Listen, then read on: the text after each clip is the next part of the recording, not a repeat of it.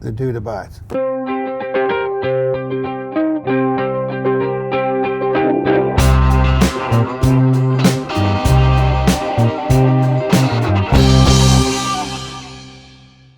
I mean, I like hats. I like crazy hats. But you don't like this. And I also like a velvet riding hat with the actual thing in it, but maybe not for indoors in summer.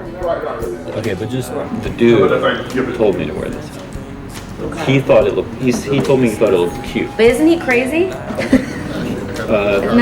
Isn't that a famous thing? You don't want me to wear this hat. I mean, I'm not in charge. It doesn't matter to me. I will say that when I first met you in New York, you were not yet a comedian. Every time I'd come out west, I was surprised.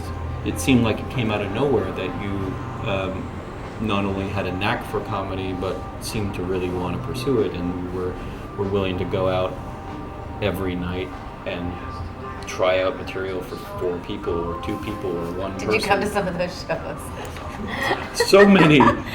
I would get, my brother and I would give you notes. Remember, we would like write down this worked, this didn't work. Often, like, my brother and I were the only people at your shows. That's true.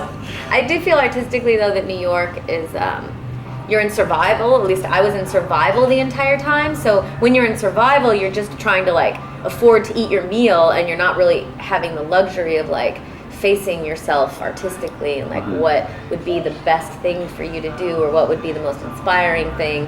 I had the opposite effect. Like everyone thinks they get inspired in New York. I wasn't really inspired in New York. I was more just like desperate and trying to like, and there was no jobs, and you know, it's like, and you thought you had to be there, but really it's kind of dumb to be there because there's only like 2 shows that even cast there, and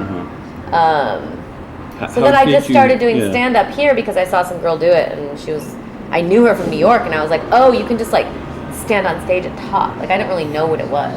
Did you think she sucks and wow, that's easy? No, I thought she was like similar or something. I was like, oh, because I thought you had to be like, to be a comedian, you had to be like, you know, an old man in a suit talking about your wife. Like I didn't really know. I was more like into music. Right. So I didn't really ever go out to comedy shows. So I saw this girl who I know who was just like cool, and I was like, oh, she's just like standing on stage talking about how dumb people are, and I was like, I could do that. So and now you've created your own show, and Another period. Yeah. Do you feel like all of your cylinders get to fire when you're creating and starring, or? Yes. The only thing that I find that isn't firing sometimes is I get into a bad mood and I get like overwhelmed, and you have to like tell yourself you're in such a cool position, right? You know, so I think just like really trying to maintain your energy to be positive, and to be emanating positive energy to everyone around it's you. The hardest thing as a director too. I have the same thing, and but it makes such a difference, and it like it's everything blasts out to everybody, and so. But what pisses like what are your like weak spots where you feel your mood goes sour on set? Like if I look in the mirror, my bangs look bad. Just kind of like go off. When I've done network TV shows, not that I was producing, but that I was acting in, you get so used to them, like, you're like, can I get a different necklace? And then all of a sudden, like, a rolling rack of jewels, and then someone's like, can I get you ice cream? And then someone's like, I have to powder your bangs. There's one person powdering your bangs. There's someone else putting slippers on your feet. Like, you just get so used to, like, not doing anything that, you can start to, like, get those feelings of, like, wait a second. You know, don't bother me, I have this, or, you know, you don't want to, like, comply with people, and I just think, like, just those energies, for me, are the most important thing to kind of actively fight against. Recognize and fight against. Eric Romer, the director who was directing films until he was 92, very long career, never cool. Wildly successful, but always successful enough to keep going.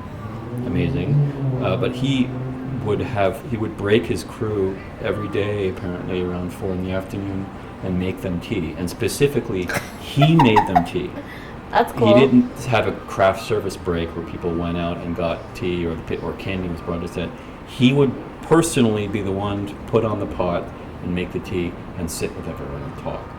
And hearing about that, I thought, well, what a wonderful way to sort of keep your little crew and your low-budget film and your low-budget actors keep the morale up and keep your own sense of the, you know, the beauty of what you're doing, and in and a sense, people are the dedicating triviality of what you're doing. their life energy to you. You know, Yeah. it's like at least 12 hours a day, and you know they probably get home and don't have any energy to do shit, and it's because they're helping you create your dream. You know, So I've tried to incorporate some of those ideas, whether it's the tea in the afternoon. Oh, really? You've made your crew tea? No, I haven't made my crew tea. I've tried in my own way to bring positive energy, and that, you know, in my case, can sometimes crank up to manicness, but manicness can work too, because if you're manic, you're focused. You're focused, and other people try to meet that. Mm-hmm. So I'd rather be manic and have other people hustling and being like, oh, let me see if I can improve that, than as kind of like, hey man, it's all chill, and then everyone's chill, and it's like, oh wait a minute, 3 hours just went by. So I don't know if the tea thing would work for me, although I think it's beautiful. By the way, sorry, but looking at all of these Bernie things all over this place, it would be very funny if this was a functioning diner. Like the kinds of arguments you would get in with people. I almost wish it was, just for that.